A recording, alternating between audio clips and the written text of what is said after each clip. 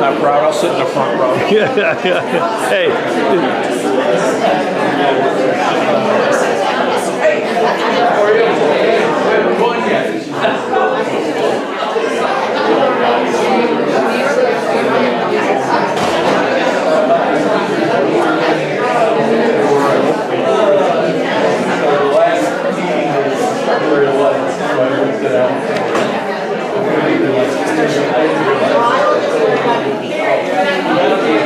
All right, sounds good.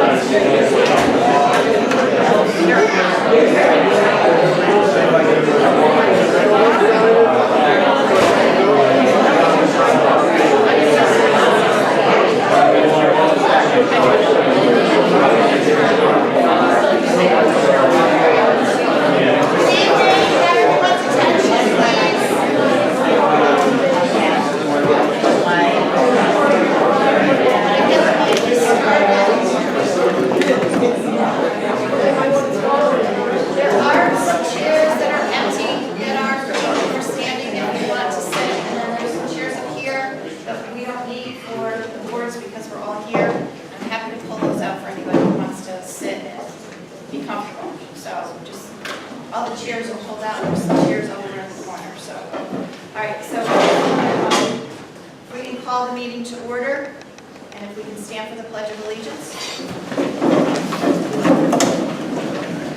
I pledge Allegiance to the flag of the United States of America and to the republic for which it stands, one nation, under God, indivisible, with liberty and justice for all.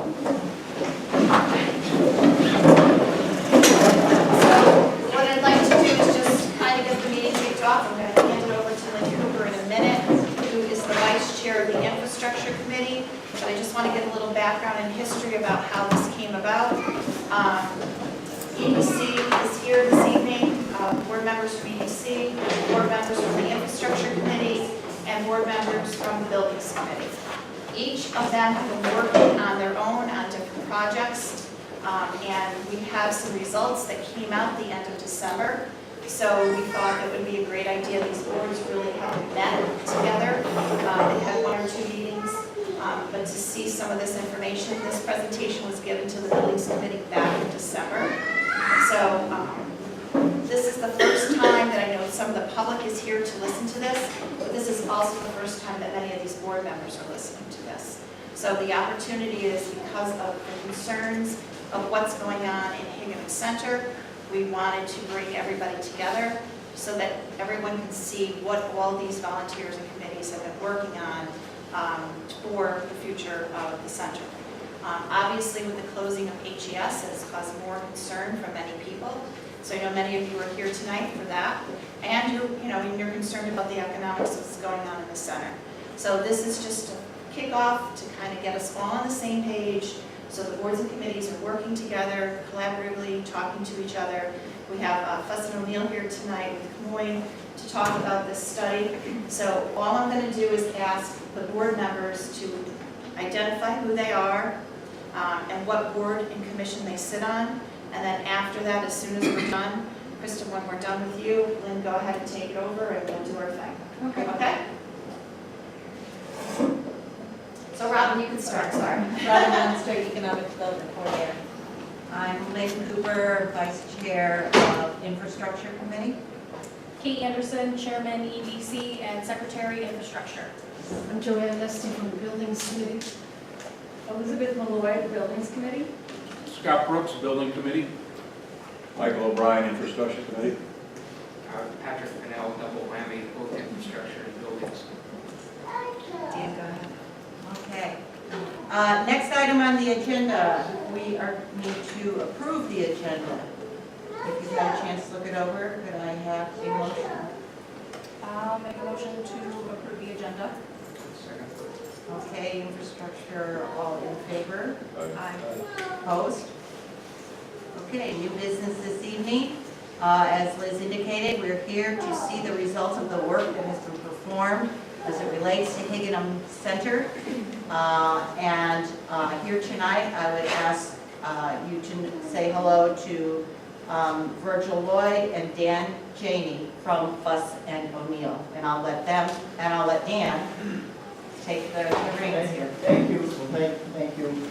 I'm Dan Janey with Fuss and O'Neill. So I'm the project manager for this project for the last 2 years, and I can say with full sincerity, this has really been a special project to me because of the kind of the uniqueness of the project itself and the multidiscipline aspects. And so we're here to just give a kind of a brief presentation of the work we've done to date, and then kind of lead to a conversation about the issues and next steps. So frame the agenda.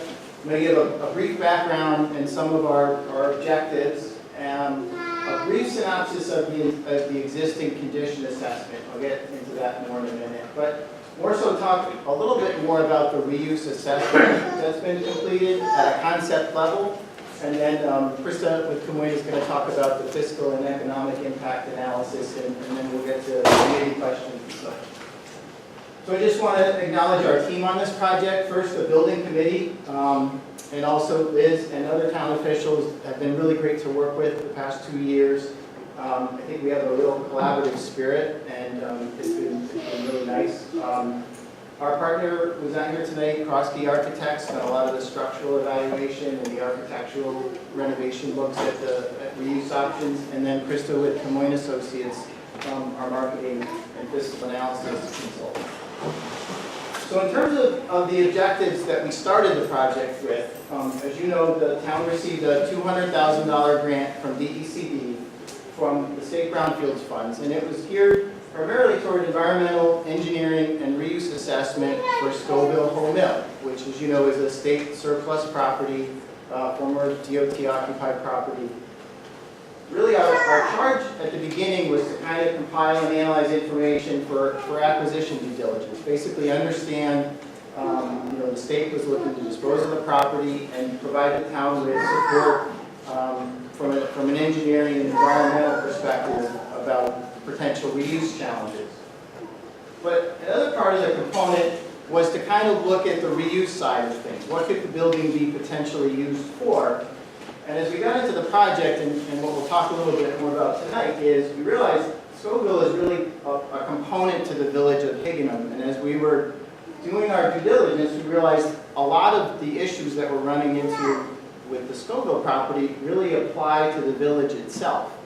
And we were fortunate that we were allowed by DECD to expand our scope a little bit, to move out beyond the Scoville property proper and start to look at the village. And these are a lot of the issues that the town has already undertaken in past studies. So it was really a good piece to start to tie things together. So in terms of the background, you're familiar with the Scoville property. It's a 4-acre, sort of a regular shaped parcel in the village of Higganum. It's bounded by Candlewood Hill Brook and Candlewood Hill Road. And so it has a unique property footprint.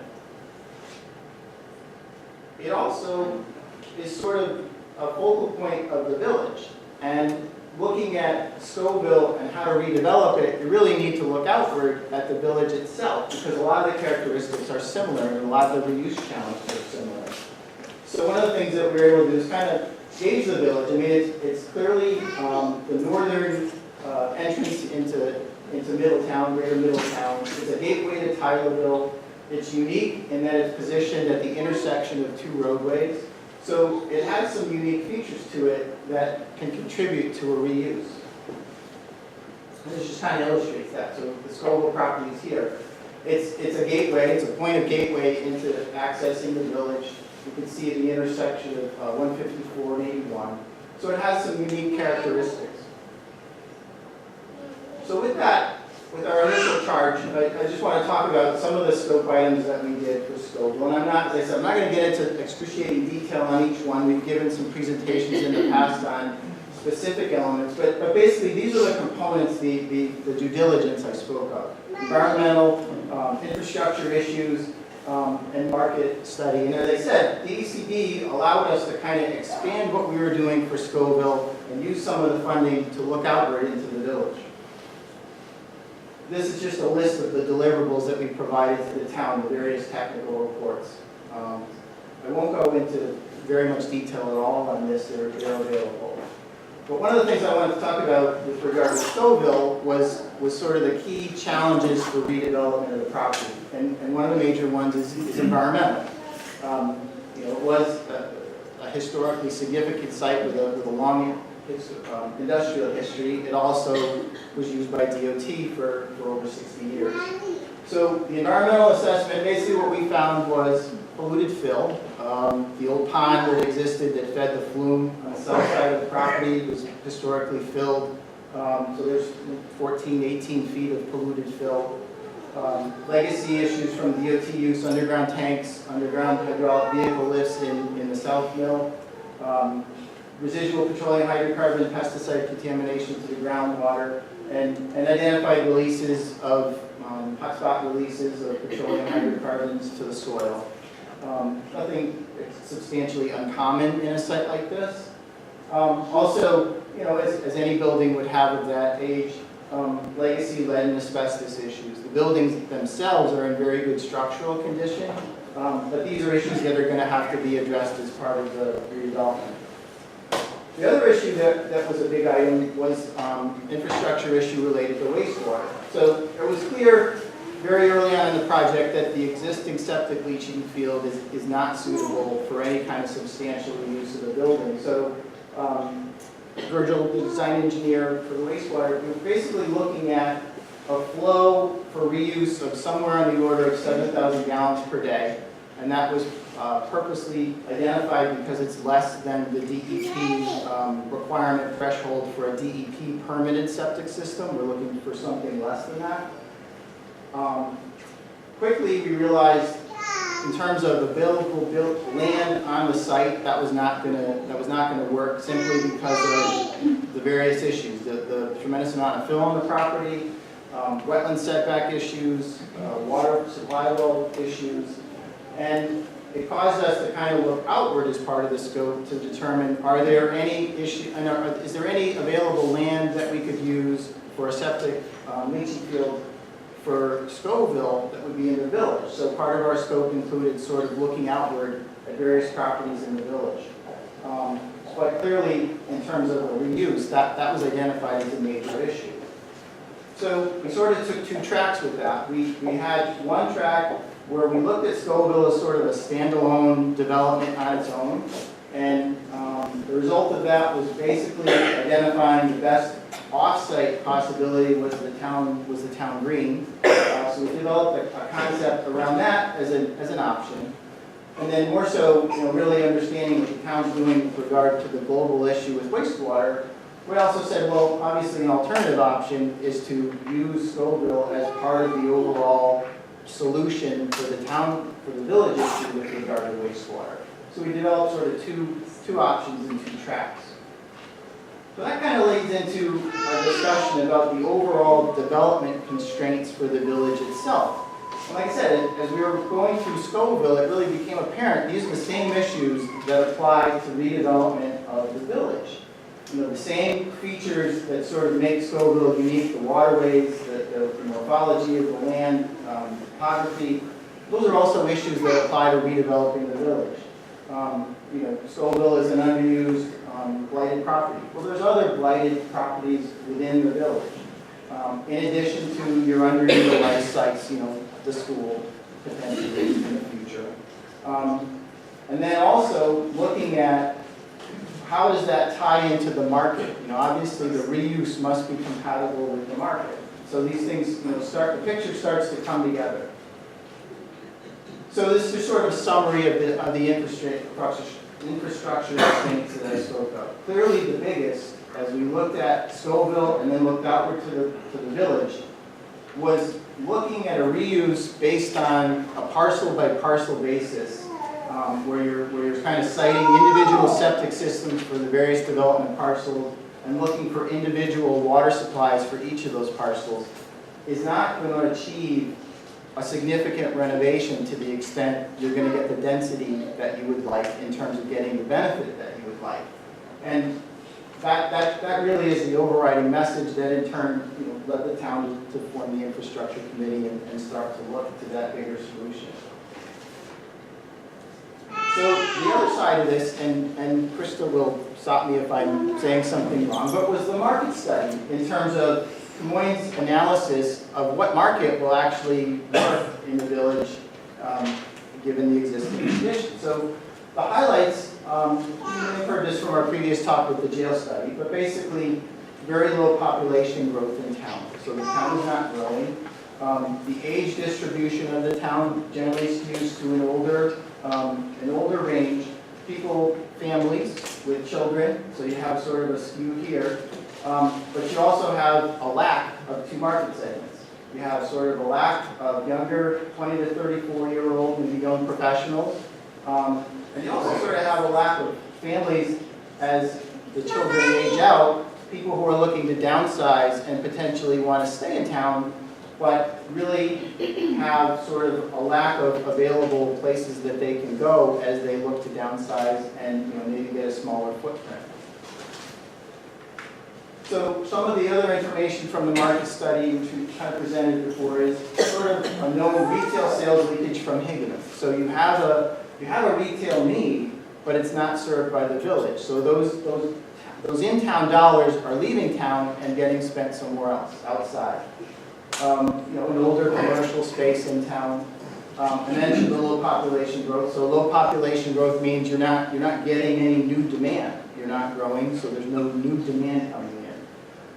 From the surveys and the study data that Greenwich had done, identified need for low-cost office or artists or some kind of flex space so that the people who have maybe home businesses in town and they look to expand can actually expand in the town footprint and not be go elsewhere. And then, one of the major things was a definite desire for specialty food, retail shops, some kind of restaurant, whether it's a brew pub or a specialty restaurant. And then, as I mentioned, sort of a housing component that will serve your underserved market, a market rate or a luxury housing to serve those people looking to downsize, to maybe attract the younger crowd in that can't quite afford a single-family home.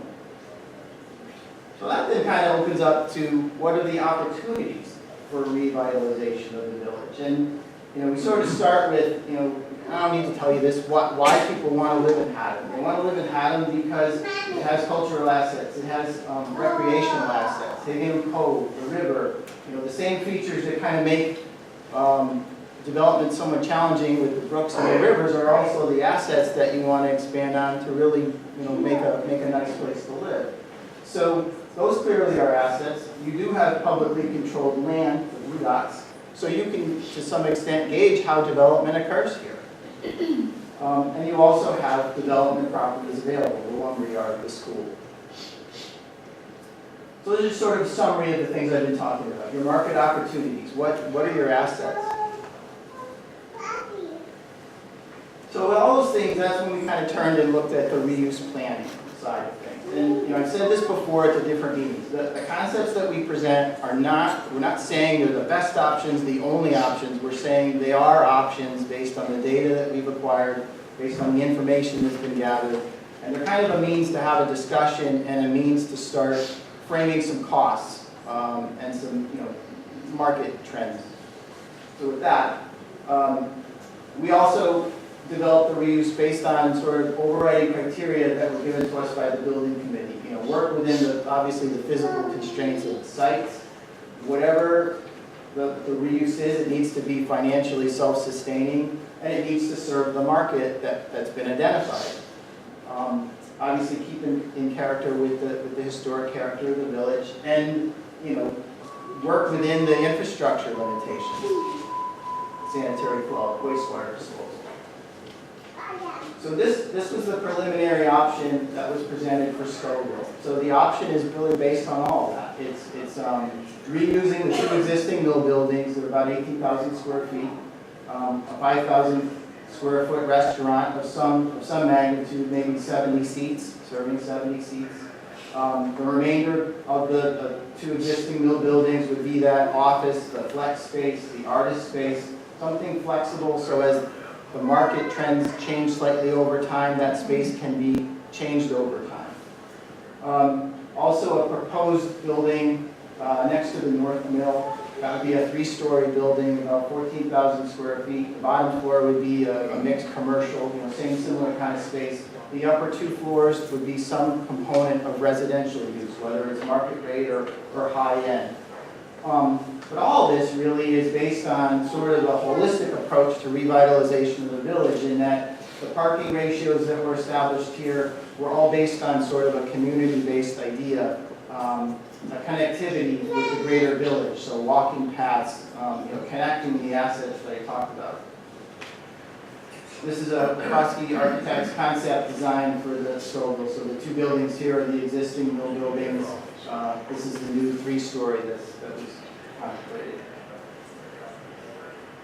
So again, expanding that out to the village, that same kind of philosophy, using the open space, using your assets as the guiding principle to the development. So the yellow lines, basically the concept connectivity of how you would link the village together, how you link it to Scoville. The green block, sort of highlighting your cultural assets, your riverfront assets, expand your assets, make it a walkable, local community aspect.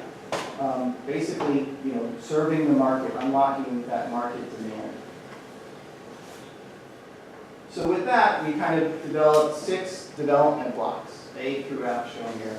So you have Scoville is C, the school is F, the town DPW is E, the lumberyard D, the existing.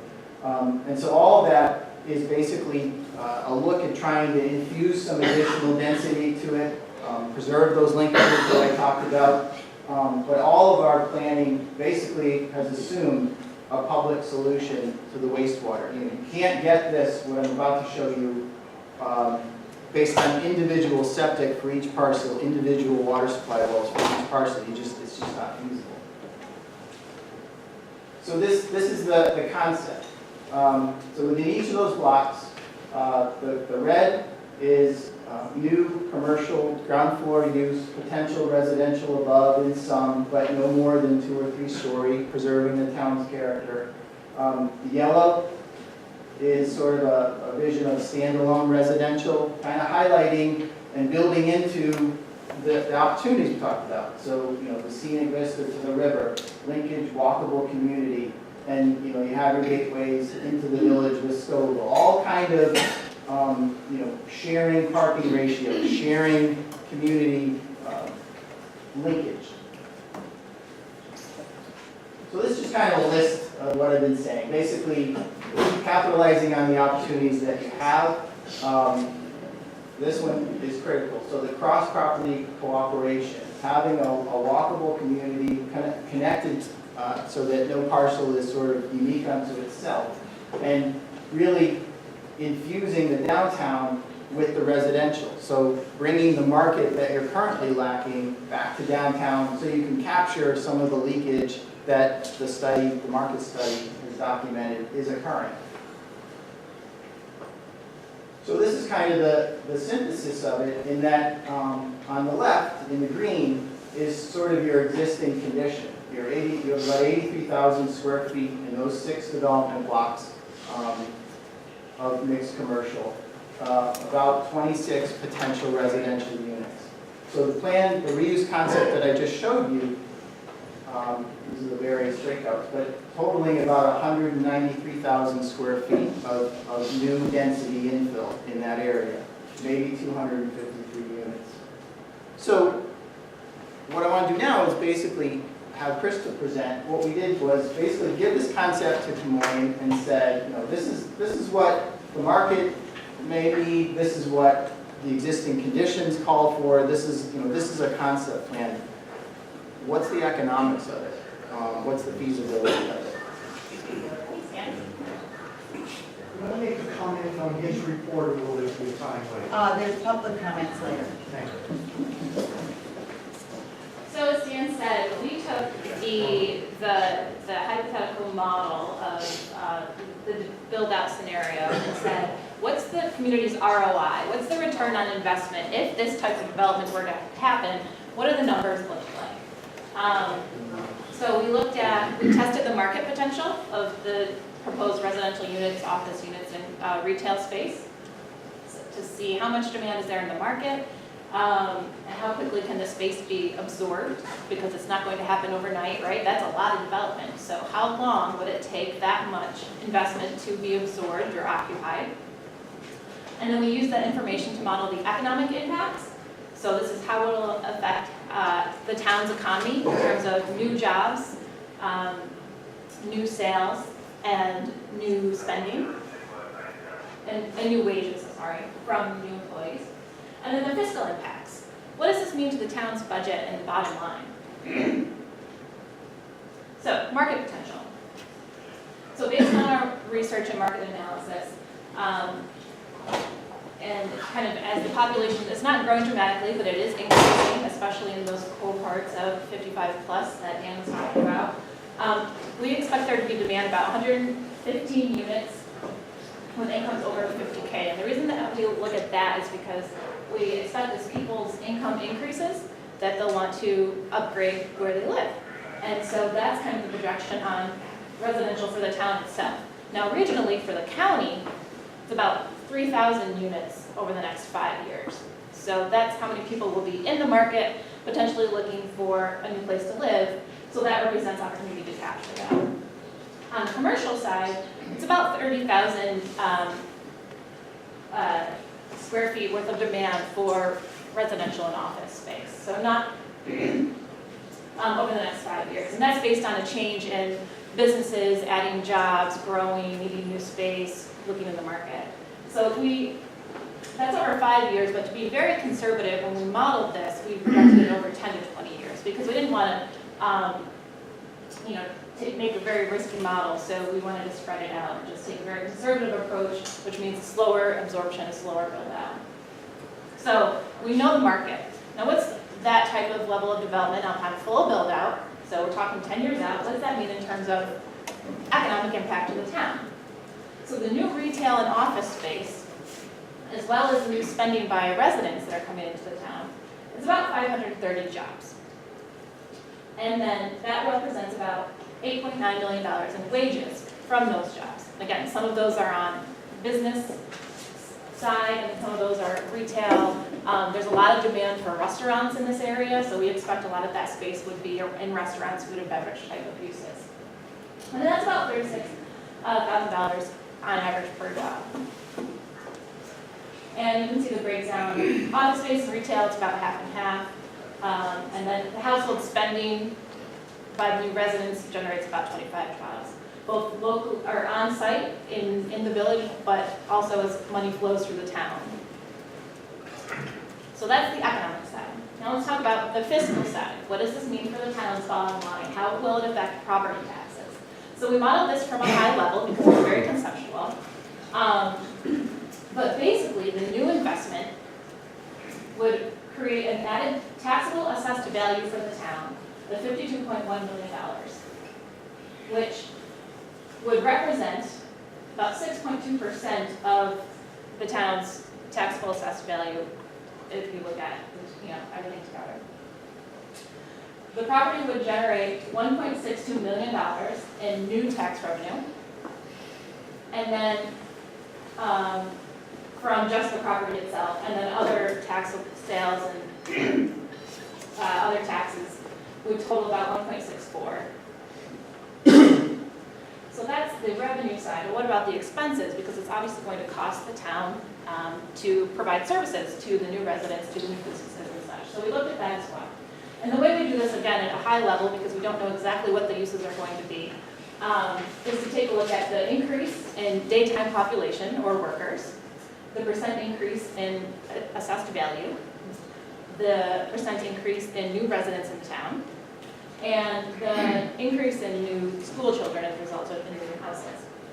So you can see the percent changes up in the corner. And when we apply that to the different spending categories in the budget, basically we estimate that it'll be about $800,000 worth of expenses. So we have an annual net of $840,000 annually to the town. So that's a positive impact to the town. Now, again, we're modeling this from a very high level, it's very conceptual, but that's a big net positive. So we're pretty confident that even as things change and discussions and types of development might adjust as markets change and time moves along, it's still a big number. So it might come down a little bit, it might go up a little bit, but you can be pretty confident that it'd be a net positive to the town. So the bottom line is, do you want to do this closing or do you want me to do it? So that there is market demand, there's an opportunity if the town wanted to go in that direction. It's been identified, and that was what was used to develop the concept plan. But again, we made the big assumption that in order to capitalize on that market opportunity and see those economic impacts that we talked about, that the infrastructure needs to be addressed. So that's that. Anybody on our committee have any questions? Comments? I have a question. One of the things we've discussed with the infrastructure committee is the benefits beyond just the numbers. We can see that we could generate some tax revenue, but can you talk a little bit about the benefits beyond, lower taxes or increased revenue? Will it drive tourism here? Will we attract people from outside to bring business here? Can you elaborate on that a little bit and how you think we could reap those kind of benefits too? So, over time, we're trying to create place. almost something out of nothing. And we go through a lot of this data collection because we have nothing and we want to make sure if we're going to spend money to get something going, that that initial step is going to work. Once the initial step works, it's proven time and time again that it builds on itself. So all of a sudden, bike paths through the cove to the river become a component of the downtown that's funded by the revenue of the additional residential units. Which means the pizza shop gets more business because people are coming down here. It's more of a destination. So this is the first step in a much broader kind of what we call placemaking initiative, right? And those tangibles and intangibles mean that the populations that are currently leaving town, the people who are sort of downsizing, the boomers, and who would like to stay in town, and by the same token, the millennials who'd like to stay in town, but there's just nothing for them, this becomes an asset by which your demographics now start to change in town. So the workforce starts to change in town. You know, Pratt & Whitney up the road is hiring, I don't know the number, but one heck of a lot of people this year. And those are people that are going to be young engineers out of college. And it would be a shame for them not to have the ability to live in a neat place like Haddam. So to answer your question, the vast majority of what we're doing now is to substantiate a short-term success. But we are acknowledging that that short-term success builds and rolls on itself, like West Hartford, like Northampton, I mean, there's a number of places that have done it that way. Anybody else on committees for today?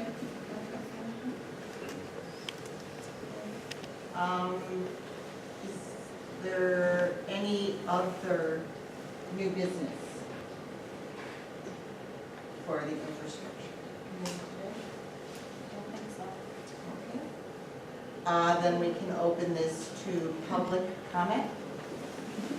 I'd like to make a quick comment regarding the report. My name is Andrew Becker. A couple of things. Number one, I object to the Rossi property being labeled as blighted. I mean, it's not pretty, but it's clean and it's neat and it's occupied and being used. Second thing, perhaps it's premature to label the HES school as vacant and available.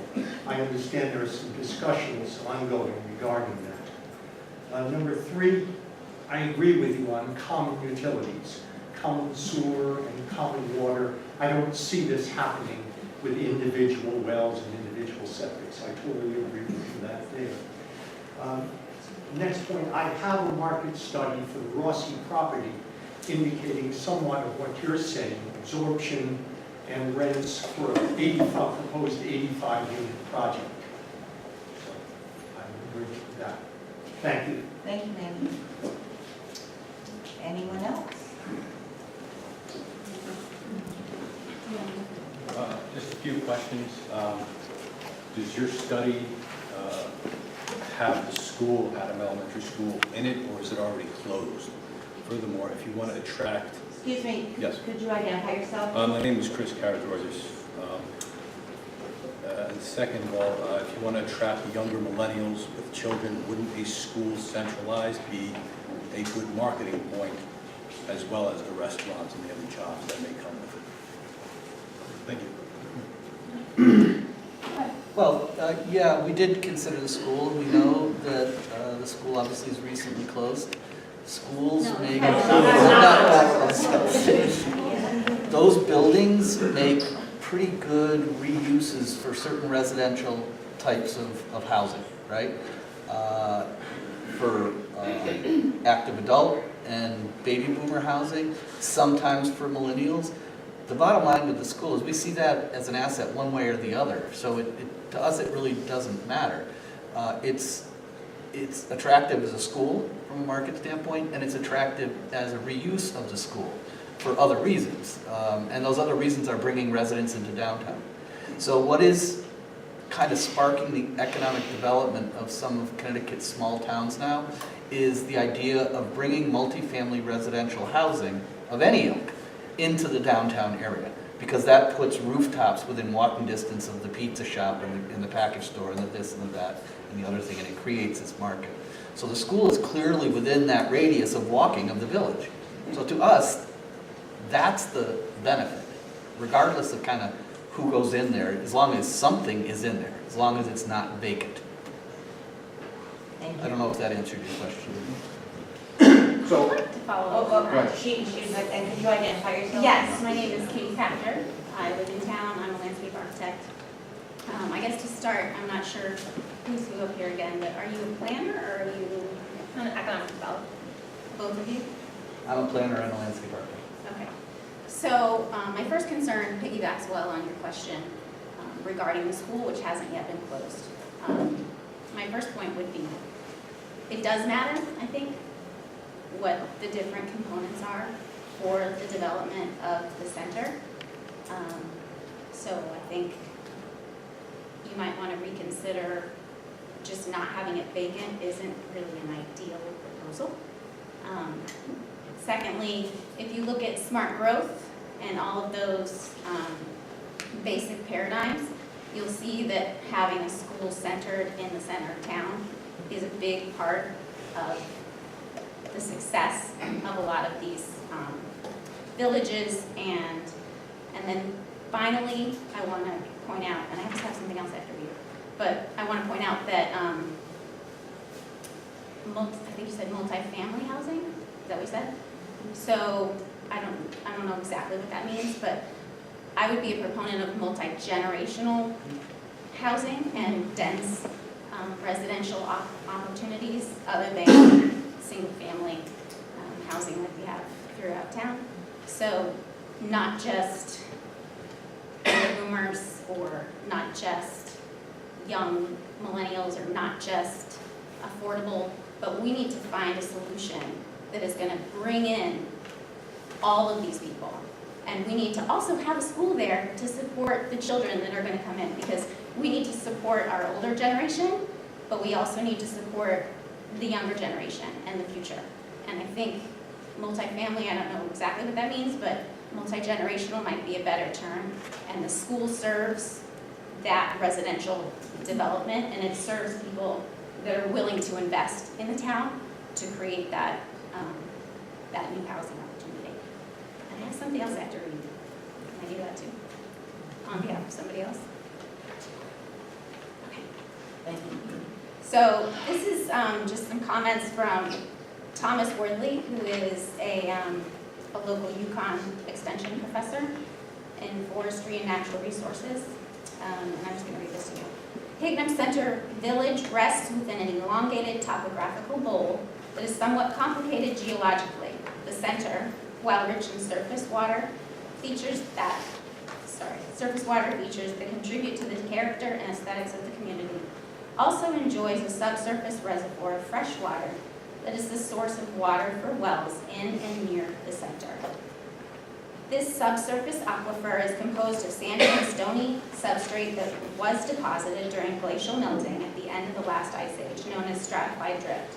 Such areas can store large volumes of fresh water, and this particular area is likely recharged by precipitation that falls on upland areas to the north and south of Haddam Center, so specifically Swan Hill property. This is an example of what is meant by the phrase ecosystem services, all the fresh water that Haddam Center should ever need at virtually no cost to the town. The undeveloped open spaces surrounding the community contribute greatly to the character of the community. The aesthetic values we all enjoy are difficult to quantify economically, but their collective value is undeniable. But these spaces contribute myriad additional benefits, perhaps just as difficult to quantify economically, but of tremendous value to Haddam citizens regardless. These include but are not limited to recreational opportunities, educational opportunities, biodiversity and habitat values, noise reduction, air quality, artistic and spiritual values. Some open space functions and services are unreplaceable, and once again, these collective benefits accrue to all citizens at virtually no cost to the town.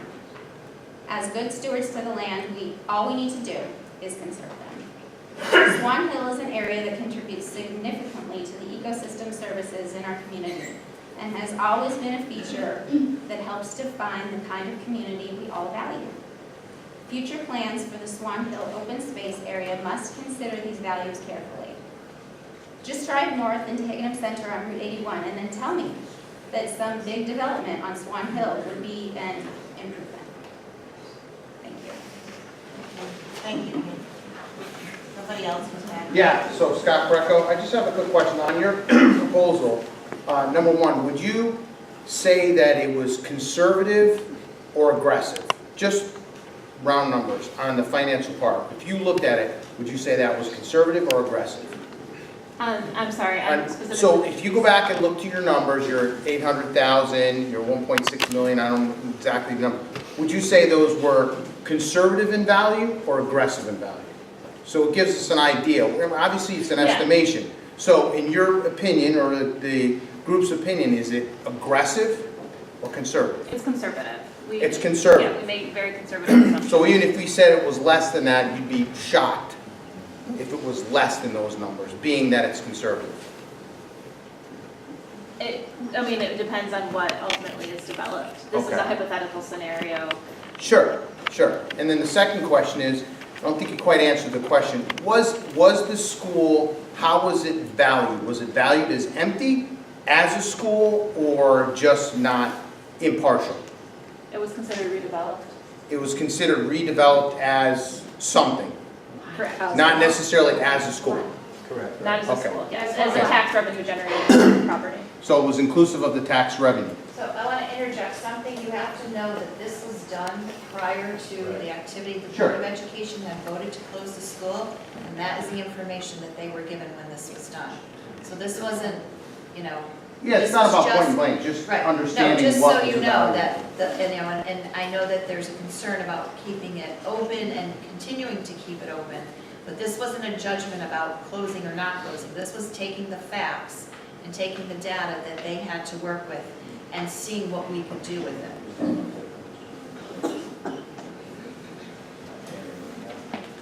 Gail? My name is Gail Powell. I have been associated with Haddam for 40 years now, 38 years as a business owner, and remaining years as an employee here at Haddam now that I sold my business. My husband and I were the owners of Highway Package Store.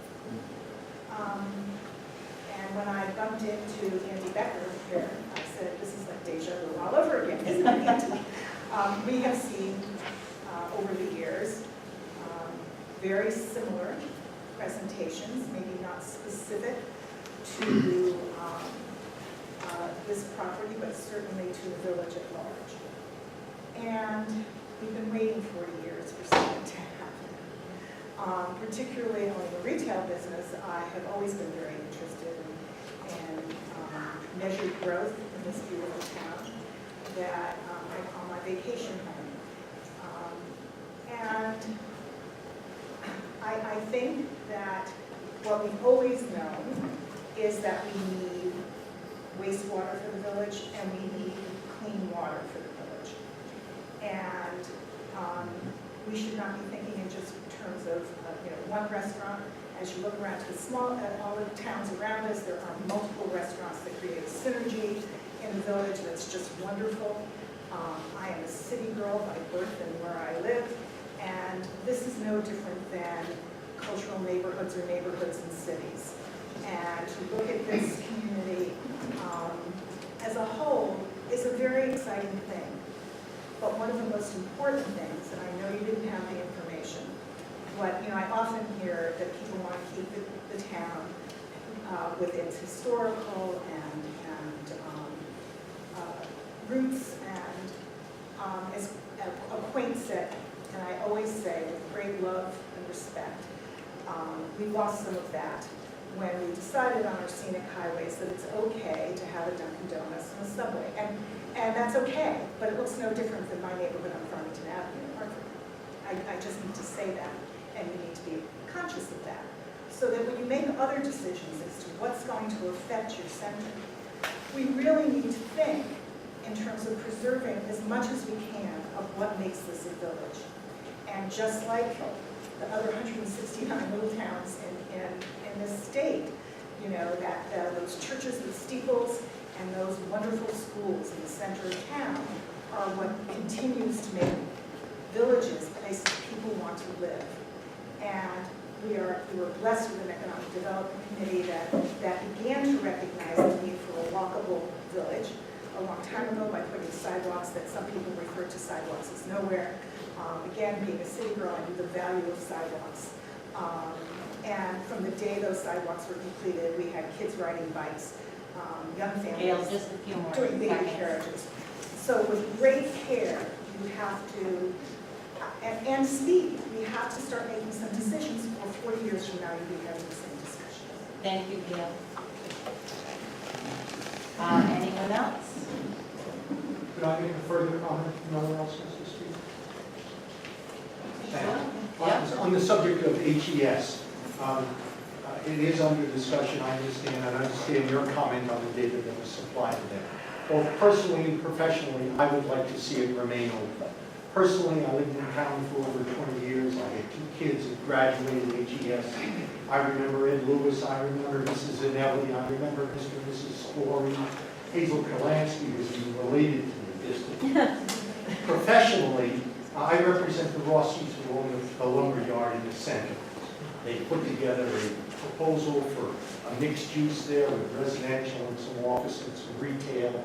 And part of the attractiveness of building there was the village, as Gail said, was the general area. It's part of the fabric of the village. In addition, it would provide a source of tenants for the property. So both professionally and personally, I'd like to see the school remain open. Thank you. Anything else?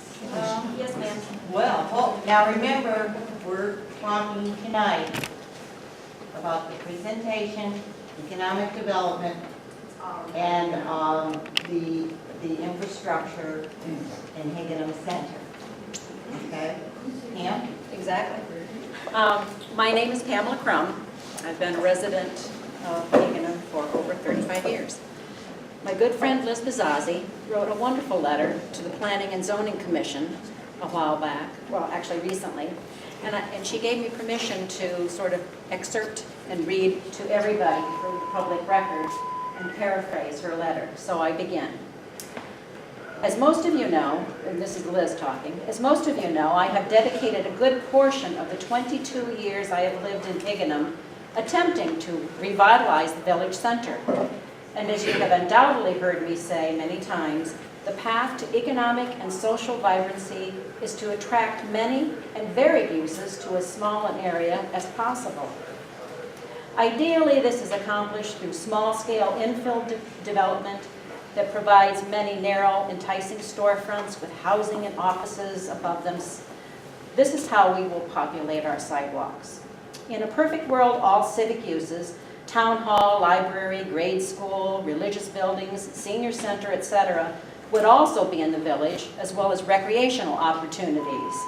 By consolidating development to a central point in town versus the sprawl that has dominated Haddam's planning, infrastructure, roads, sidewalks, sewer, water, power would also be consolidated, minimizing repair, maintenance expenses, such as road plowing and repair, and making underground utilities and sewers economically viable.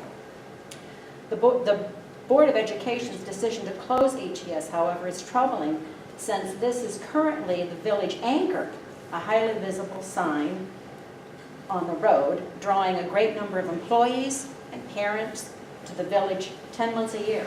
And while there, they support the shops. The playground, ball courts, Swan Hill trails, all poised to be sold to a private developer, draw people from in and out of town year-round. Village center business owners are concerned of the adverse effect that closure of HES. Speaking at a recent meeting, one of the owners said that his numbers show a clear increase in sales in the hours just before and after HES ends the school day, and that if it closes, he may need to close too. Beyond planning, and economic growth issues, I am concerned about the fiscal burden that would cripple Haddam if the Board of Education is once again wrong about their student population. After learning that the Board of Education relied on demographics provided by Wesleyan undergrads, I did a little research myself. Pew Research Center articles on birth rate projections show, Just 50 more seconds, 15 Okay. seconds. With Haddam's housing costs at a low, young adults may choose and be able to afford to move to Haddam. There were 30 new students in the school district this year. Our POCD states, and a survey conducted by the Friends of AGS confirms that our schools are the major attraction to new homeowners to Haddam.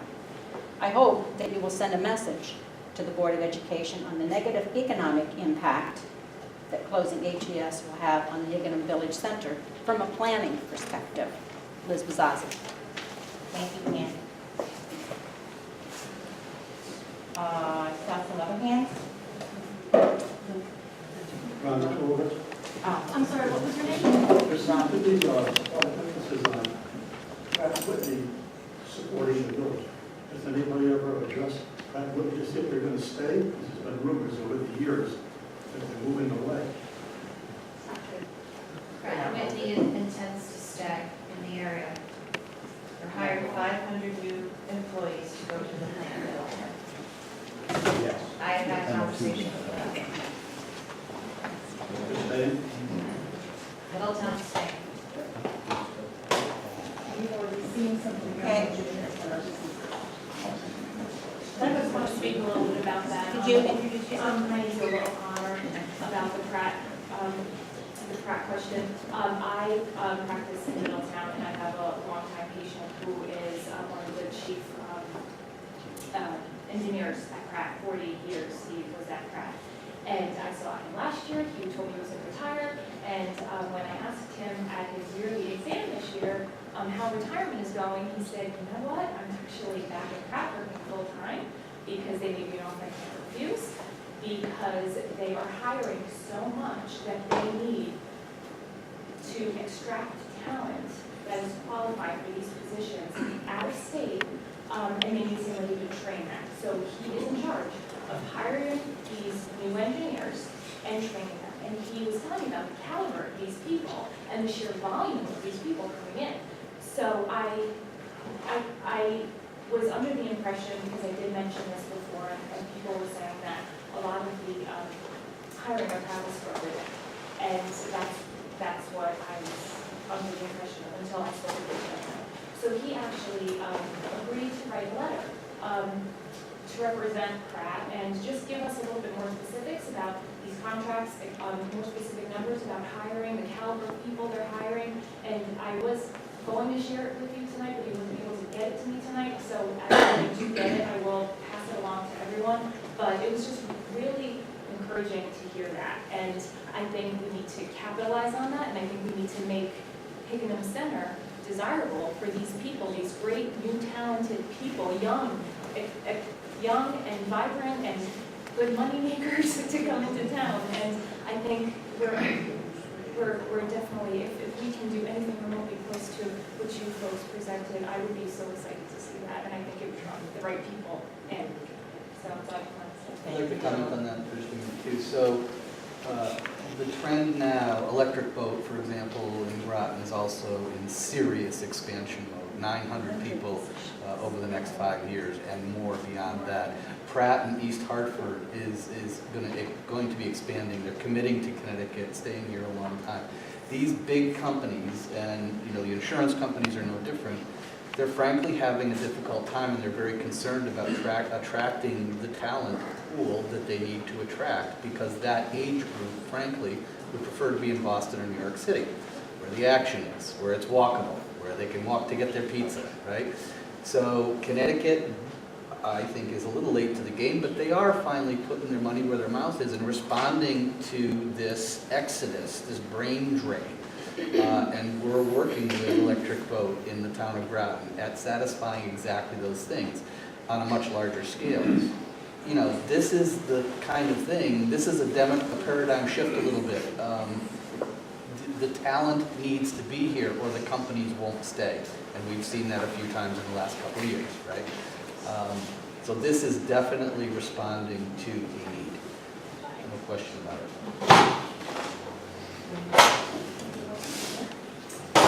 Sean Bogart. I've done a lot of research also in working with on the economic development impact of the schools and not for the town. And I've done a lot where it seems, and I'm seeing if you agree with me or what you guys have seen in your studies, that towns like ours, smaller towns that are close to the larger cities, where some of the businesses are actually in major competition and winning against a lot of these larger cities to bring in the millennials and these younger professional, younger talent. Do you see that as well, that the idea of having the city neighborhood feel, but away from the big city, but being close to town, and having the walkable, having the school, having the coffee shop, having the yoga place, having, just all being able to do the 20 things because you're working from home, and are you seeing that we are, like a town like ours, they are winning that competition? It is starting to become more, this is what these generations are looking for, versus really wanting to stay in the big city, because there's just so much going on in the cities now that it's a good balance of both. So are you guys seeing that? Yeah, we're definitely seeing that, especially communities that have, like you were saying, the coffee shops, the assets and amenities that young professionals are looking for, because they don't want to sit by themselves in their house and work off their laptop. They want to be around other people, but they also can't sometimes afford to be in downtown Boston. So, and there are people, and I fall into this group, that you don't want to be in a city, but you still want to have a community center to go to and hang out, but then go to your house that might be on a larger piece of property. So communities like this that can offer both are really, really attractive to folks who want a little bit more space, but still crave that connection to the community, that high density, mixed use type of environment where they can go out to eat, go have a couple drinks, go see a show, whatever. Hi everyone, I'm Christine Palm. I live in Chester, but I'm the new state rep for Haddam, and I want to just bring a quick word. The Lamont administration is very, very eager to talk about exactly what you're all talking about, how to retain millennials. I introduced a bill this week to create a commission to study this very thing, mixed use and denser use of our available spaces and how we can attract and retain young kids to all of Connecticut, and especially small villages like this that are right outside of larger cities. And I just want to commend you on this, what up here. This is my first time seeing this. It looks like a really nice combination of the kinds of things that do increase, and to Liz Bazazzi's point, making a village. I did want to just throw into the mix, however, that the importance of a vibrant school is always mentioned as one of the important pieces to retain and bring people in. So thank you for the hard work you're doing, everybody, and I'm so impressed by the town's ability to turn out a show of civic engagement. This is great.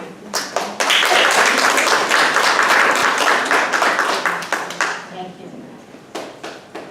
Anyone else? Yep, go ahead. Melissa Schlab. I just have some quick questions for Camoin, actually. You mentioned in your slideshow tonight that there'd be projecting 115, a demand for 115 housing units and 29,000 square feet of retail space. But in the March presentation, it was 205 housing units and 56,000 square feet of retail space. I'm just curious, like, where the numbers came from and what would have changed since March? So I believe in March it was based on some market work that we were doing for the jail, because that's originally where we started our market analysis, which was in 2016. So we updated our numbers when we went to look at this area specifically. So the market's changed a little bit, and that's why the numbers are a little bit different. Okay, and then the jobs numbers that you mentioned tonight as well, over 500 jobs for 29,000 square feet, which we find out, so the 29,000 square feet, I assume then includes the elementary school, if you assume that that was going to be empty, or that that was empty space? We assumed that that property was redeveloped into, what was it redeveloped? Residential. Yeah, into residential. So, but let me just be clear, those jobs are not specifically within the square footage itself. When you look at economic impacts, you apply a multiplier. So it's the spending that occurs at the businesses that we're expecting would be in the village center, but then also as money flows through the town, as those businesses make purchases, the new residents make purchases in other places of the town. So those jobs are kind of spread throughout, and they're not just at the retail space, they're at banks, they're at businesses in the Tylerville area, they're all over the place. It's not just in that physical space. Does that make sense? Yep. Okay, thank you. And then the assessment that you had talked about, the increase in assessment for property values, where did you get that information? Where did you get your data? So we used a proxy just based on the expected construction costs, because without knowing exactly what uses are going to be there, it's hard to put an assessment on new development. And this being a hypothetical scenario, we just used a standard square foot construction cost and applied that for the change in assessed value. Okay, so you didn't look at other projects, say like Essex or Middletown, that have done something similar and use those numbers? No, not for this specific project. Okay. And then just the last quick kind of comment / question. In one of the slides, you do show an increase, which led to a decrease in the benefit, per se, of this proposal. An increase in school-aged children of 2.1%, which by my numbers would be about 43 students. And if you extrapolate that out for $18,000 a student, that's $781,000. I'm not sure about the math there, but you're saying that this being realized, it would actually increase the student population in the center of town. It would bring students in. When you're adding new residential units, most of them are rentals, and therefore we applied a standard multiplier that's used for Connecticut, so it wouldn't be specific to this area, but you have to expect that some of those new residents would, be parents of children. So. Okay. All right, thank you. We'll start with her and then we'll come to you. Dr. Buzzy, you did a fantastic presentation, but what's next? So we don't wait another 4 years. What's the next plan? What's plan A, B, C? What's next? Seriously, it was fantastic. We spent a lot of money on this, but what's next? So, absolutely what's next. We've identified, I think, successfully that this place could be somewhere special. We've identified that it's not somewhere special now, and it never will be without some serious infrastructure. There's been a lot of study about sewers, but frankly, I don't think the issue has been it's a price tag issue, it's a big price tag. Hasn't been taken seriously in a long time. Well, it's being taken seriously now. So the cost of these infrastructure improvements can be substantiated by the tax revenue that's associated with paying for them. The issue of sewer is not only an economic issue, it's an environmental issue. So somebody mentioned the proximity to the water table here in our bowl and to that beautiful aquifer. Well, you got failing old septic systems all over the place here. So we're going to petition DEEP and say, we know DEEP won't fund economic development infrastructure expansion, but we do know that they will fund environmental problems. So to them, this is going to be an environmental problem. So we're going through a very strategic process now of proving to DEEP that we have an environmental problem so that they should help fund this. Liz is going to go to the USDA, who has made some commitments about funding infrastructure in the downtown, and we're going to get sewer and water replaced. And that is the only way that you can expand in downtown. I mean, we were doing Little Scoville Mill, and we were about to rip up your town green for a septic system. That's how desperate it is, right? So it's a win-win, I think, for everybody. And what are we doing now? This guy right here is in charge of doing what's called the facility study, which begins the process with DEEP of approving a community municipal system, which basically eliminates the pollution from septic in downtown and allows the downtown to expand. That's the first step. Ed? Wait, Ed's next, and then Mary. Wait, Mary. It's straight from Haddam. I'm a physicist and engineer by profession, and statistician as well. There's a flyer in our office which says, "In God we trust, everybody else bring the data." I saw your slides and also the totals and everything else. Would it be possible if I email you, that I could get the data that went behind those numbers, especially the assessed value? Yeah, everything should be in our report, which is on the town website, or This report? yeah. I believe so. Okay. And you were at the meeting where this report was handed out that Thursday night. So you have that information. So there's a danger with data at this stage of study. At this stage of study, we don't have a tenant with a fixed price. Right. We don't have, therefore we don't have a tax dollar that we can attribute specifically to a project. At this stage of the game, we have to use industry standard data. The danger is that in the public's review of that, everybody will say, like we did it at the jail, well, you know, I paid, I'll never pay more than $10 a plate for that meal. Well, you know, okay, that's fine, but the data that we have to go by, lacking any other available, is industry standards. So if we're releasing that kind of information, please take that with a grain of salt. Thank you. Mary? My name is Mary Hickish. I'm second generation in the town, and I have a question. If I understood what you said, and it's possible I didn't hear properly, the study was done before the decision to close Haddam Elementary School? Did you say that? Yeah, okay. Did you also say that the layout for Haddam Elementary, you had not kept as a school, but had repurposed for other things? We were asked actually to amend our study to include the school After to see, the yes, school. to see what that potential would be. I was just a bit confused. Yeah. Okay. The property that goes with the school's never been part of the development. The building's been part of the development. So there has been some comments, as far as the town is concerned, about Swan Hill. That's not been part of what the town studied. That's part of the RFP. That's not the town. I'm just letting you know, the town has never looked to develop Swan Hill, for the record. But the Board of Ed has put it out there as a I possibility. understand that, but that has never been part of the town study. Okay? And Melissa? Yeah, one, just a quick more question. Did you, by any chance, come up with like a user fee for the existing businesses and residences in the center of town? I know you use a 10-year absorption rate, 10, 15 years as a conservative number, but that you're assuming that the sewer system would be in before that. Do you have a number anywhere that you have figured out where each property owner or business or restaurant that we have now, how many units they would be and how much it would be for them? We didn't get into that granular level of detail at this point. But there's a Part lot of the fiscal mechanisms analysis. for hooking into private, or hooking into public infrastructure where none has been there before.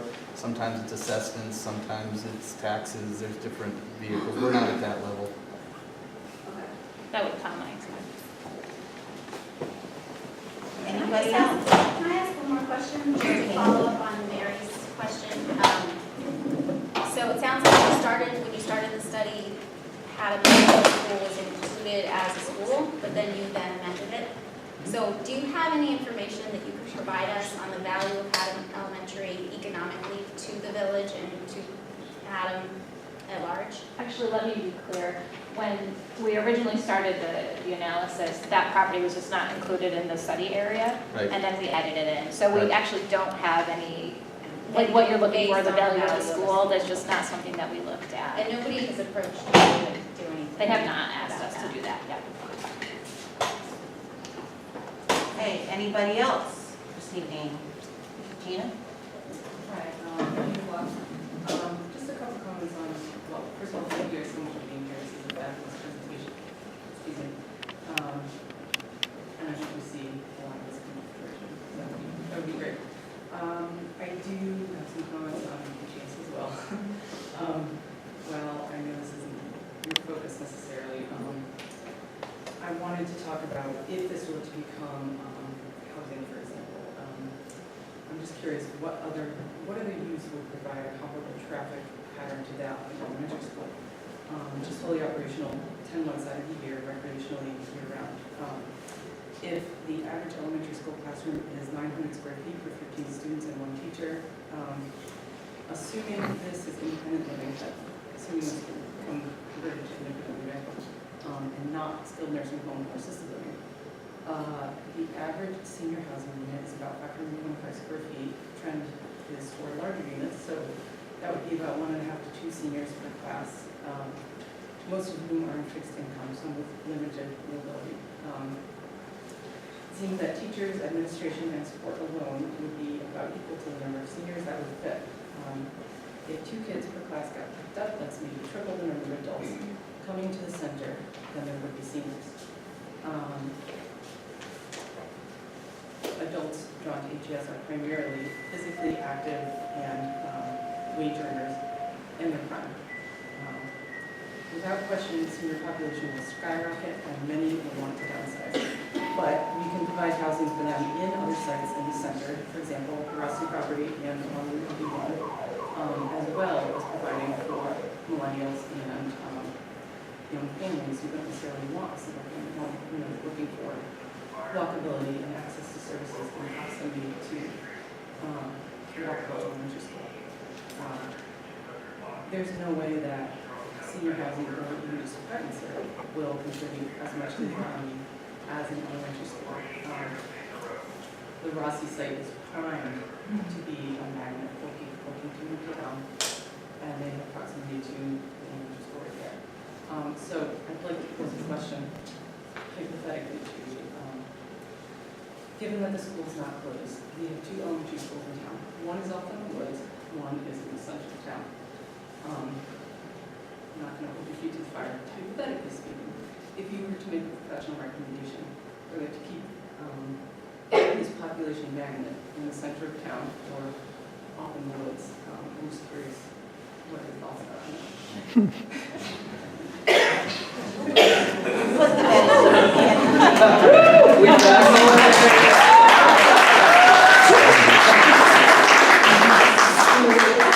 Those are very good questions. Well, before, let's remember, and I love you, Tina.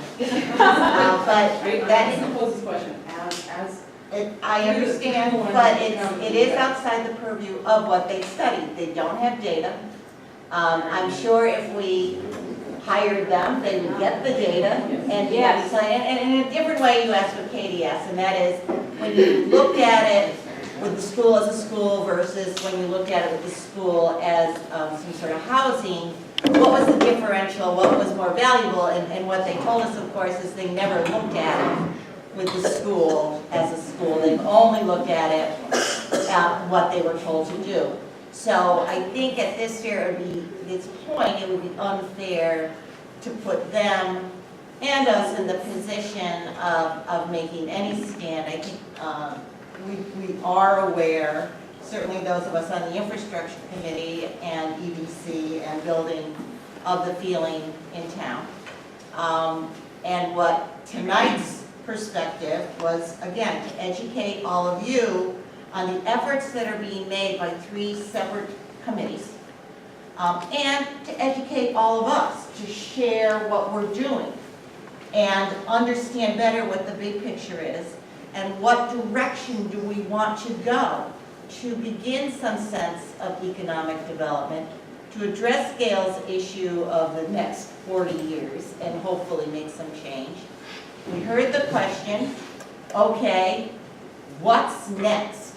Because this is wonderful. If we put this on a shelf, it's not going to do anything. We need to take more steps. Figuring out what's next, and we heard very clearly, I think, we need to take a look at the wastewater and infrastructure situation in Haddam Center and how it affects the buildings, period.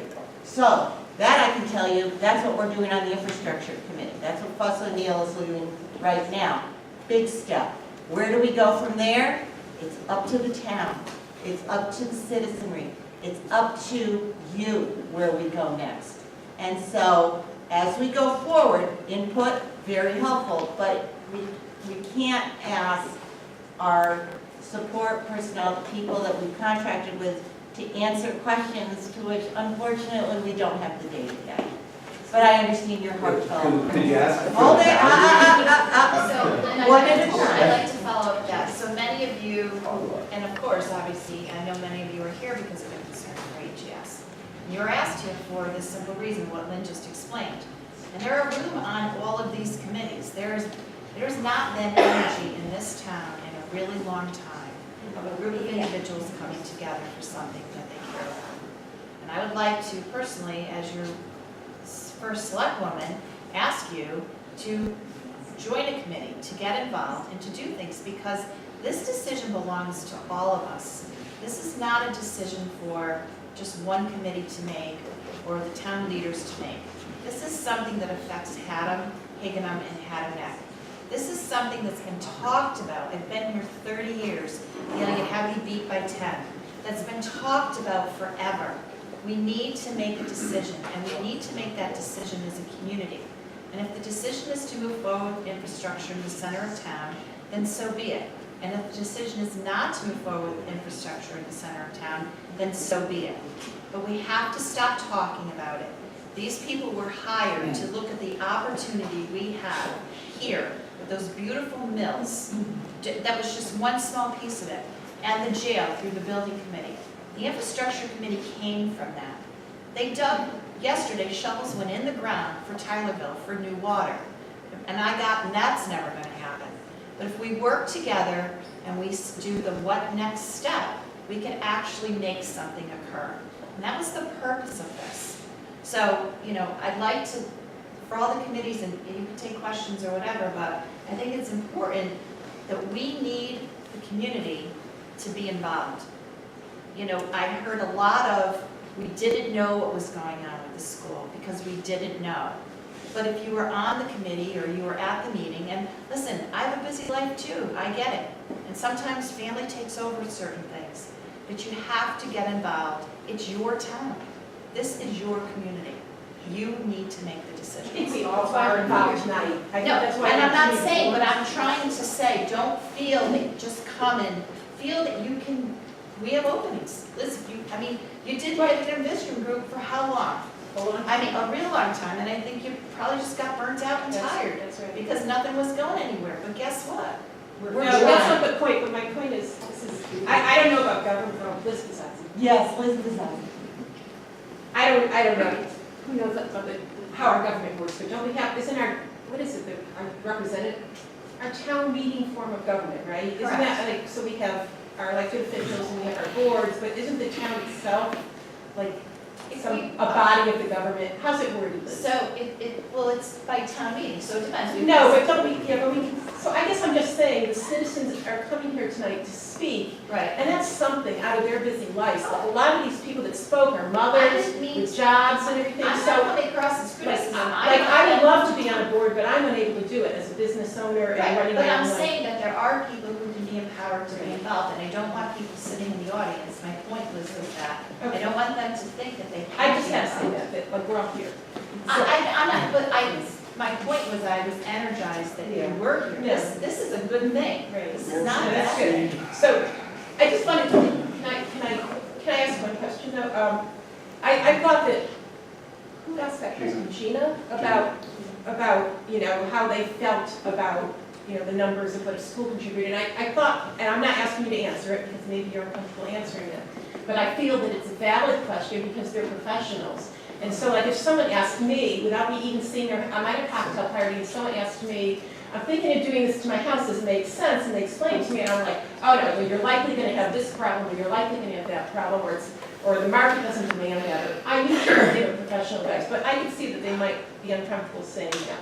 But I did feel it was a valid question for her to ask. It was a valid. And if I can just, I had a letter which I wasn't sure I was going to read or not, and I'm not going to read the whole letter. Joe Valoni did the adaptive reuse of the Roosevelt Mills in Vernon, Connecticut. It was 20 years vacant and slated for demolition. He converted it to mixed use, which garnered, well, it's now known as the Boone City Loft The mills boast 68 apartments, 80% for households earning a maximum of 60% of the area's median income, and 10,000 square feet of commercial space. It won 2016 AIA Award, 2016 Award of Merit for the Connecticut Trust for Historic Preservation, National Green Building Silver Certificate, 2017 Associated Builders and Contractors Award, blah, blah, blah, blah. So I called him about easily 6 years ago, which anyone knows me loves, I love it. You did a great job, and I'm in love with this site. I want my office there. So, but like 6 years ago, I think it was still pretty the tail end of the recession maybe, I called Joe, I had read about his project and asked him to come look at Higginham. I gave him the grand tour, the cove, everything, and I said, would you be interested in redeveloping the site? And he fell in love with it, but he does strictly residential, and you probably know Joe. Anyway, but I called him recently, and I just said, I talked about to close the school, and I said, as a professional, what would you, I didn't ask him to run numbers. I said, as a professional, what's your reaction to the town closing the school that's in the village? And he said, I'm going to skip the first 3 paragraphs, because anyone that knows him knows he's qualified and what he's up to. But,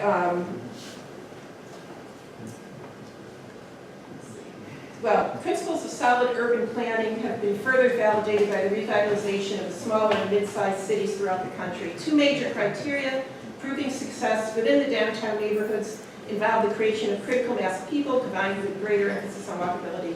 What they just said. Simply stated, you need to bring more people to the downtown while providing safe pedestrian walkways. This trend has been driven by millennials and subsequent generations. The idea of closing a school in the downtown is not one I can justify as a benefit for the revitalization of your downtown. I can't imagine any retail establishment angered for the displacement of parents and students. As a real estate developer, the closing of a downtown school would trigger concern in my analysis of a potential site for investment within your community. I use my 3 minutes? Just about. Okay. Admittedly, I do not possess an intimate knowledge of the issues impacting decisions within the community. However, I'm concerned that the town may be heading in the opposite direction of solid, fundamental urban planning, and I strongly encourage the town officials to revisit the analysis that motivated them to take such action. Thanks, Liz. I can see some other hands. Well, I want to say we do have professionals here that can give us a solid opinion on this question. And But that is not the purpose of tonight's meeting. This is an infrastructure committee meeting. Oh, I'll ask it again. Do you think it is better to keep the school open financially? This is a financial meeting, so my basis for this question is financial. Or open or closed? I think her answer was at a cocktail party, so.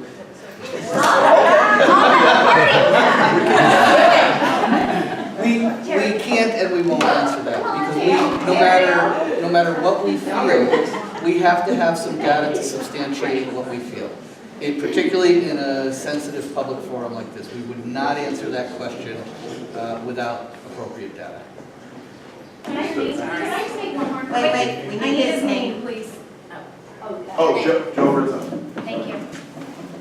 Can I just suggest publicly on record, Katie Pachter? I know. Because we do have a member of the Board of Education, the chairman of the Board of Education is here, and she's been on multiple committees, so she's in the know on the town happenings as well as the district discussions.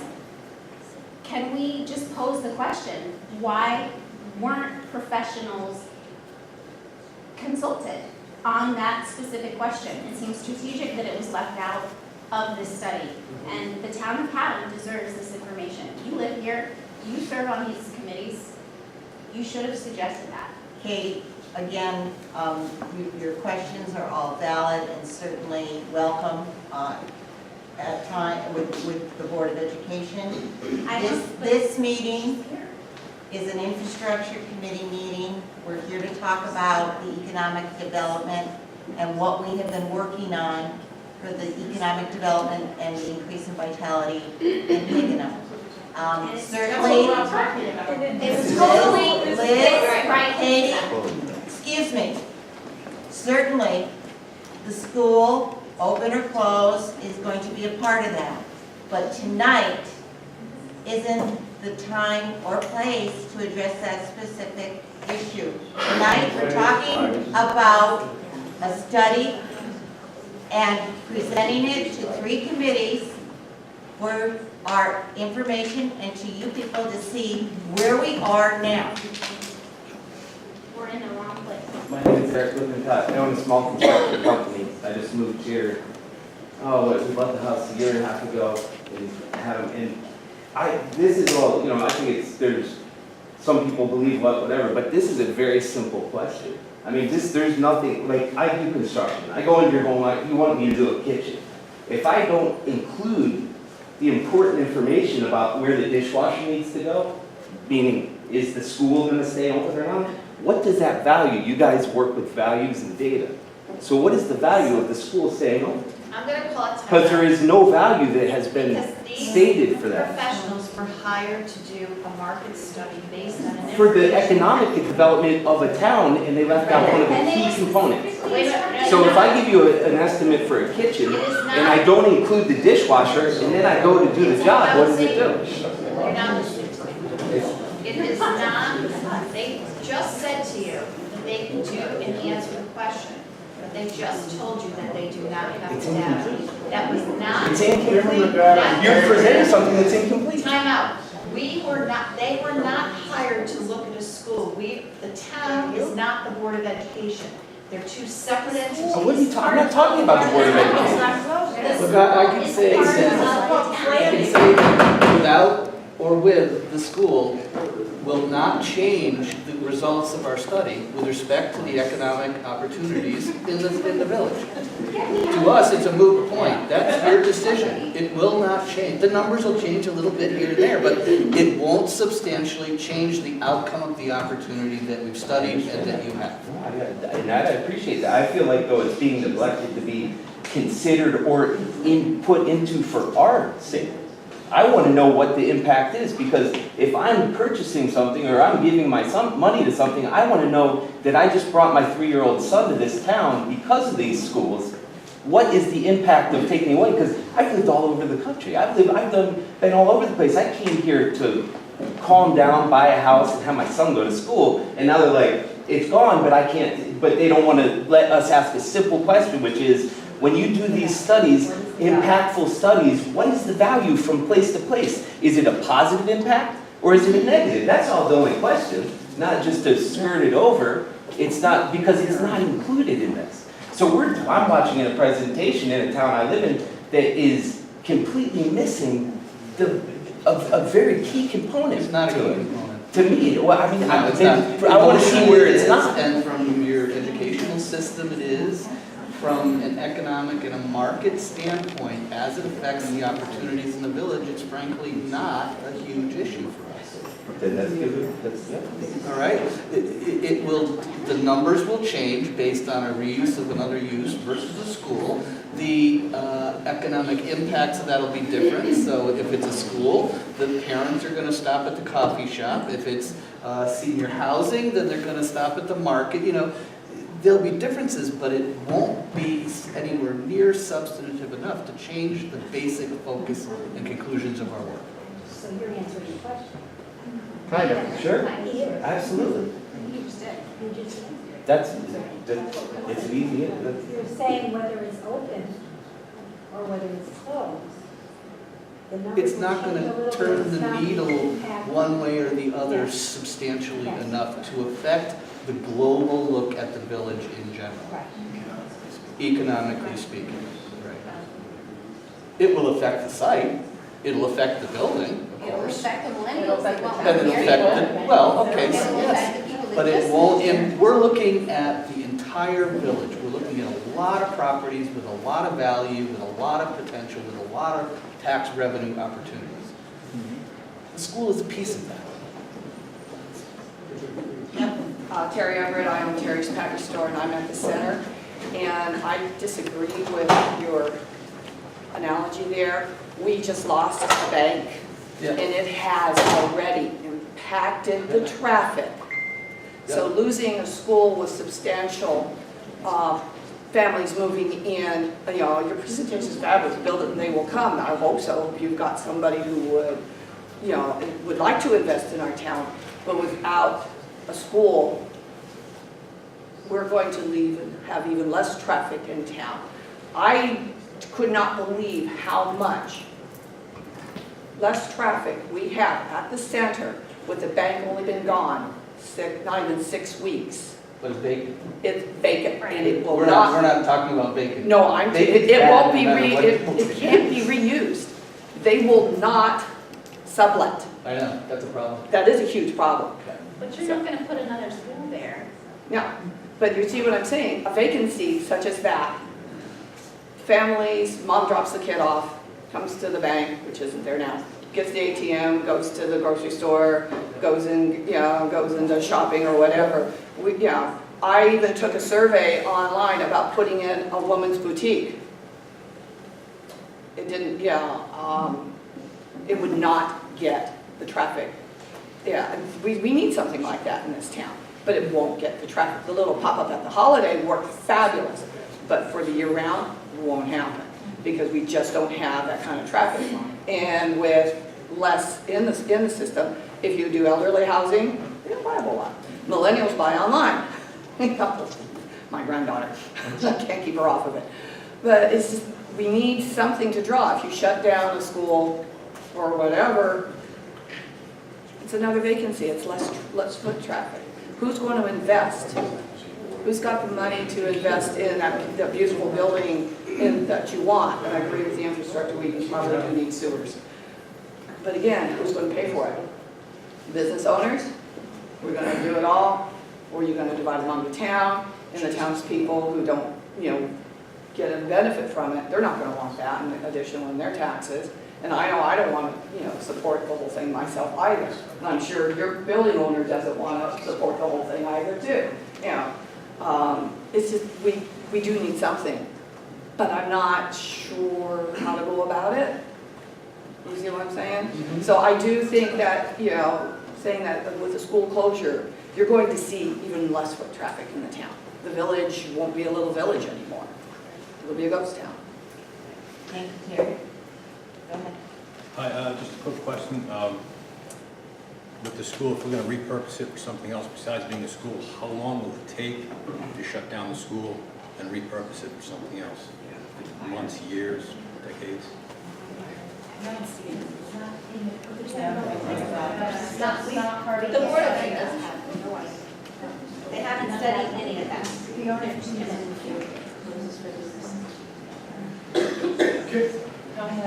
In the front, wait, in the front here. Hi, Jennifer Pasillo. I'm just going to go on like what this said is, we all here care so much about our town.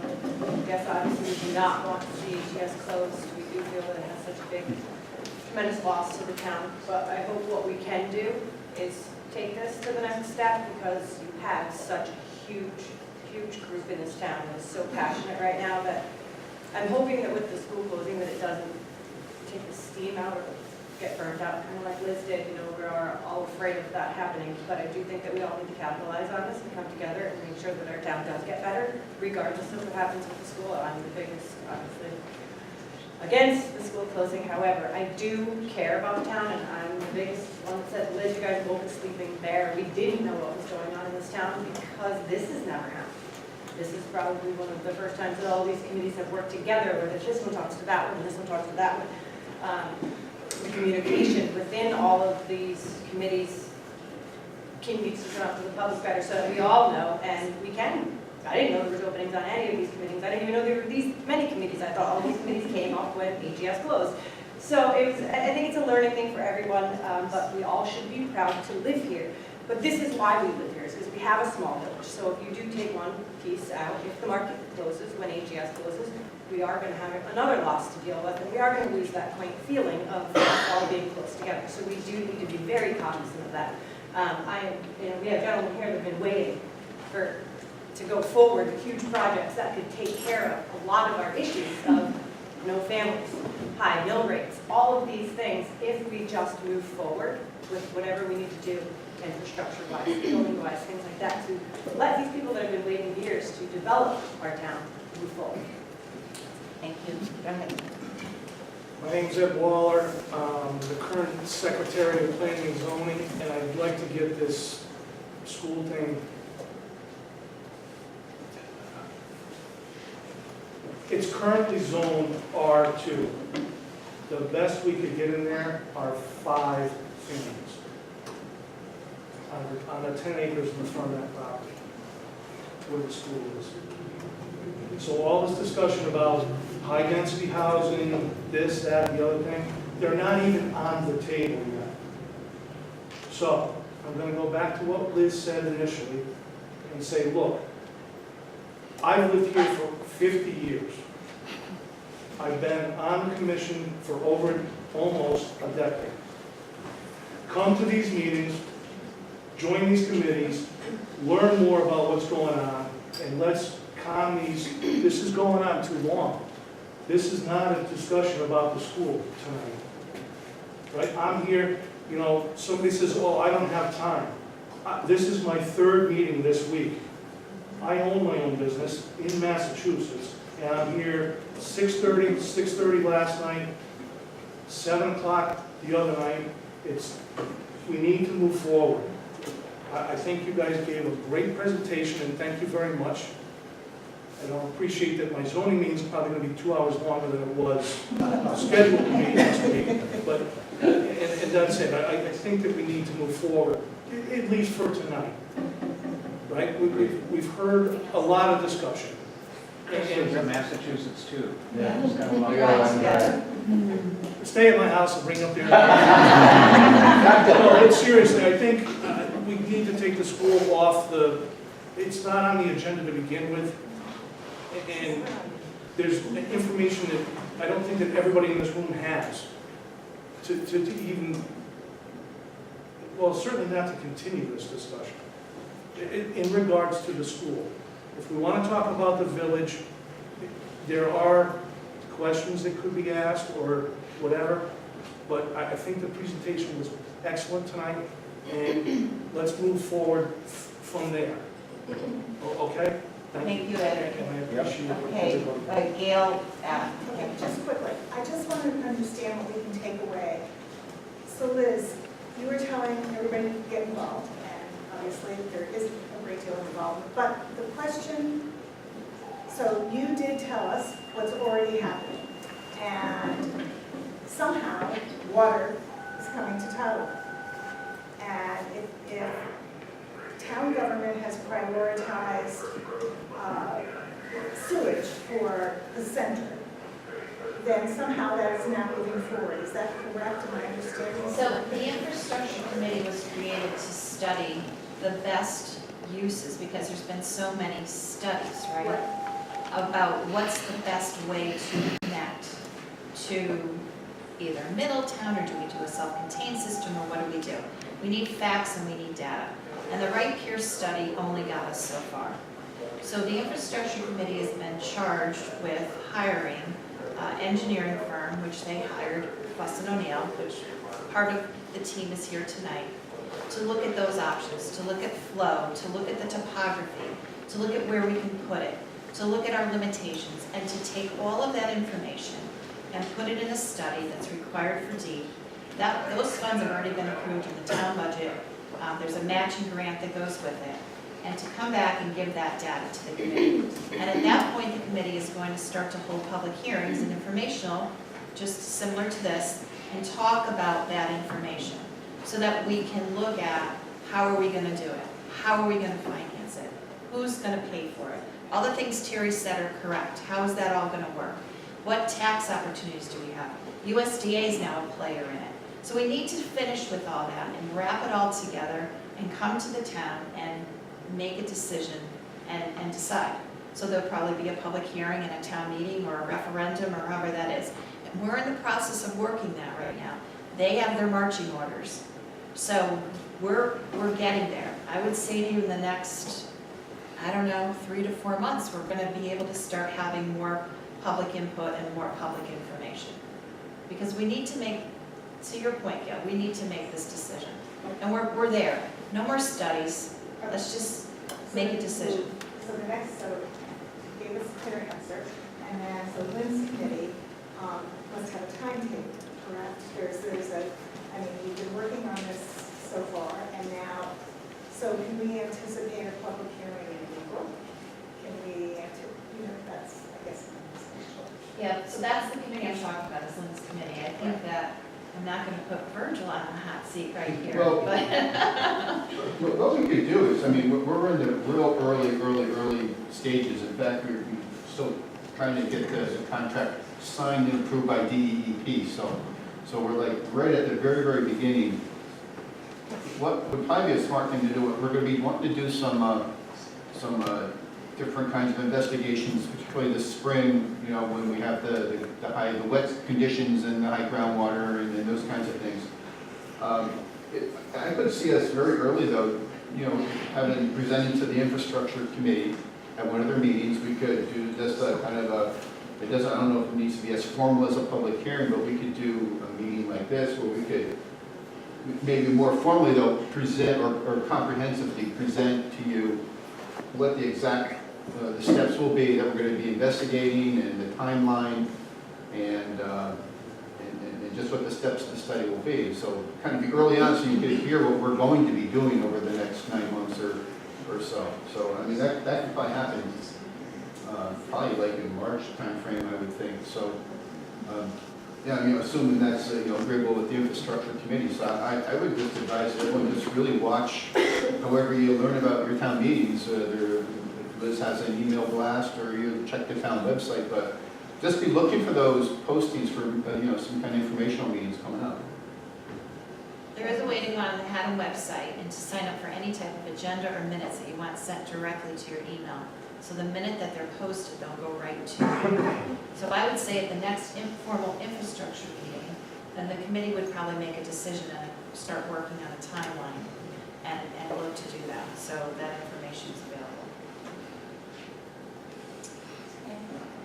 That's if we get the money though, right? We already have the money to go to where we need to. Yes, it was approved in the, there were suggestions to hold it, but it was approved in the May budget, so it's in FY 1920. It's in our budget. From the DEP. No. Yes. For this, yes. Okay, So just briefly, please, I just want to preface a lot like what you said. Many of us, as you guys know, are in going to all these meetings. We're doing our best with everything that we do, all of our jobs. So you have to, I hate to say forgive us, but we got very excited when we said, oh my gosh, we're going to have multiple committees all in one so that we don't have to try to split up and go to each one. So that's one of the reasons that you're seeing some here right now. The second thing is I would love to know how to join a committee or a board. What are the steps to do it? Does it have to be voted on by the committee and whatnot? I don't know if there is a... So the process to get on, so certain boards and commissions have certain seats, but it's just an email to my office and we bring it up, we put it on the agenda at a Board of Selectmen meeting and we usually meet and check qualifications. It's more of a commitment level than anything to make sure you're going to come. And then we go to the Board of Selectmen and we vote on it. But that's for a committee. And that's it. But for a commission, Well, if it's elected, that's different. Well, that's, no, I... For Okay, so make sure you infrastructure, I mean, we have a sustainability committee, that's new. We have an infrastructure committee. We have an open accountability committee. We just had someone who resigned and moved out of state. So there are openings.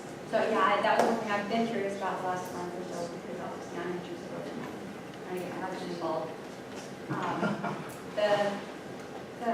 got the third thing. I got so excited about the things. Hopefully I'll remember now. anything else? Oh, Ron? Thank you. I'm assuming that they contact the Board of Education all the time, so nothing gets elected. He wants to know, he's assuming that committees are in touch with the Board of Education, that we have a cross communication between evidently these three committees, the Economic Development Committee. Wasn't the we vote on what to do with the school? Wouldn't it be kind of working hand in hand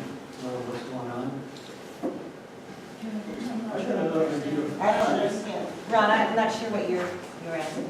Can I try to just clarify briefly? There's an RFP in the field. It's been out since November 1st and it closes February 6th. So at that point, and I was just thinking this as I was listening, that it would be great to have another meeting just like this. Once we have a clearer idea who has come forward with a vision for the HES property. At this moment, Ron, I don't know, you don't know, no one in this room or on the Board of Education has any idea who's out there and what they might be proposing, and none of us will know that until February 6th. At that point, then it becomes extremely important to engage with the towns on February 7th and 8th and 9th and 10th and beyond. So the kind of dialogue you're proposing is absolutely key. That's when we really will need to understand what the vision is for Haddam Center, what the vision is for infrastructure, and what the vision is for HES and Scoville Hall, and the other properties that were mentioned tonight. I had an idea for the school, if it closes, so it doesn't get away. Well, make a proposal then, you have till February 6th, really. Because that's the process that we're in. It is a request for proposals. It doesn't limit anyone to making a proposal. They can propose anything. Then it's up to the Board of Education to review those proposals, and we hope in collaboration with the town to make the best decision for both the school district and the town of Haddam and the center of Haddam. How we juggle all those cats, I'm not sure, but that's the process, but we're not there yet.